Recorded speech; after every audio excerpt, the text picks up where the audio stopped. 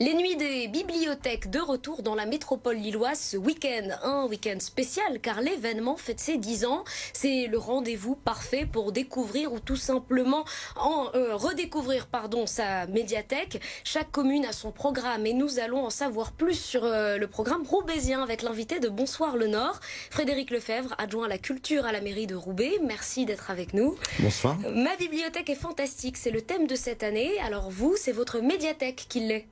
Alors notre médiathèque est fantastique. Ce que je peux vous dire, c'est que les 50 agents de la médiathèque de Roubaix sont mobilisés pour accueillir le public dès demain, 9 h, jusque dimanche, en toute fin d'après-midi, autour d'animations pour tous les âges. Il y en aura donc des animations en journée avec des ateliers créatifs à destination de tous les publics. Alors c'est vraiment important, c'est vraiment des manifestations à destination de tous les publics, des enfants de 12 mois jusqu'aux adolescents et aux adultes. C'est complètement gratuit et ouvert à tous. Il y aura aussi des activités le soir, des événements, des rendez-vous en soirée avec par exemple une lecture de contes. Exactement, c'est le principe des nuits des bibliothèques, c'est de permettre aux habitants de découvrir leur médiathèque, leur bibliothèque à des horaires un peu inhabituels.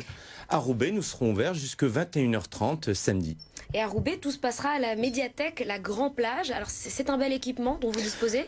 Alors la médiathèque de Roubaix, c'est un lieu extraordinaire. C'est 3500 mètres carrés ouverts au public sur plusieurs niveaux qui proposent des espaces évidemment de découverte de documents autour des livres, mais également l'accès à des jeux, à des ordinateurs, à tout fond documentaire. Ce sont plusieurs centaines de milliers d'ouvrages qui sont mis à la disposition du public. Et l'idée de cet événement, c'est de se réapproprier sa médiathèque, de la découvrir peut-être pour les personnes qui n'ont pas l'habitude de la fréquenter.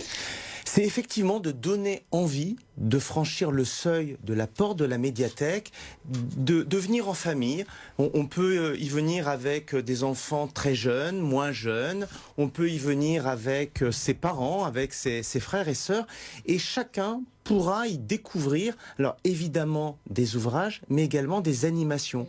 Le but étant de montrer que au-delà de la lecture, il peut y avoir des animations autour des comptines, c'est ce que vous citiez, mais il y aura aussi pour les ados des visites un peu particulières dans des lieux inconnus de la médiathèque autour de la thématique du fantastique. On ne va pas tout dévoiler pour qu'il y ait un peu de surprise pour le public. Alors j'ai vu qu'à l'échelle de la métropole lilloise, chaque année, 12 000 personnes participent aux nuits des bibliothèques. Est-ce qu'on arrive quand même à aller chercher comment on va en fait draguer les personnes qui n'ont pas l'habitude d'aller à la bibliothèque? Parce que ceux qui ont l'habitude, de toutes les manières, seront sans doute présents au rendez-vous parce qu'ils aiment cet équipement. Comment on fait pour recréer du lien entre le public et les bibliothèques? Alors à la médiathèque de Roubaix, on observe que d'année après année, on a une augmentation croissante des personnes qui la fréquentent.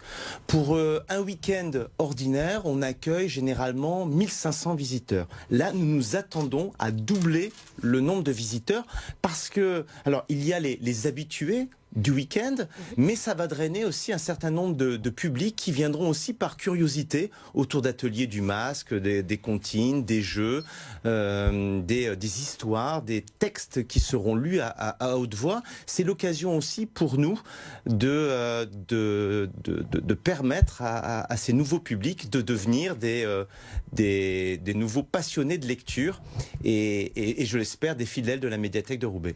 Cette année, le ministère de la Culture a lancé la première édition des Journées nationales des bibliothèques et des médiathèques. Ça s'appelait les Bibli en folie. C'était le dernier week-end de septembre. Ça montre cette volonté, en tout cas, de vouloir vraiment célébrer ces lieux, de célébrer aussi le travail de tous les personnels qui les font vivre.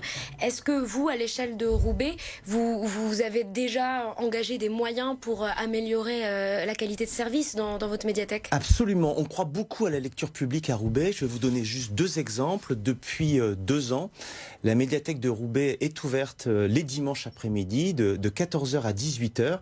Il n'y a que 2 médiathèques sur la métropole lilloise qui offrent ce service, la ville de l'Homme et la ville de Roubaix.